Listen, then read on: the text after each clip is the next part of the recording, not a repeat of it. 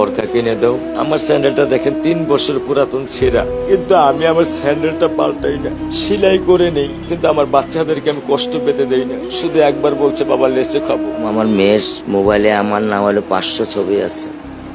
আমি এখনো সাহস পাইনি আমার মেয়ের একটা ছবি বের করে দেখতে। আমার সে সাহস নাই। আমি সেই সাহস হারাই ফেলছি, কারণ ও আমার ছিল হৃৎপিণ্ড। ওর জীবনে এমন কোনো চাওয়া নাই যেটা আমি পূরণ করি নাই। পরশুদিন বলছে বাবা আমার একটা বোরকা কিনে দাও। আমার চাচতো ভাই বললো ভাই ইসলামপুর থেকে 300-400 টাকায় পাওয়া যায়। আমি সাথে সাথে নিউনি মার্কেট থেকে আমি 1000 টাকা দিয়ে আমার মেয়েকে বোরকা এনে দিচ্ছি।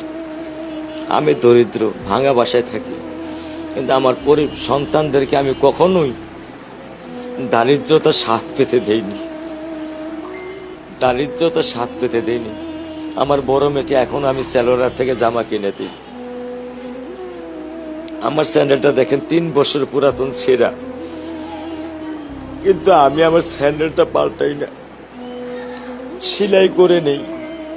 কিন্তু আমার বাচ্চাদেরকে আমি কষ্ট পেতে দেই না। শুধু একবার বলছে বাবা লেচে খাবো।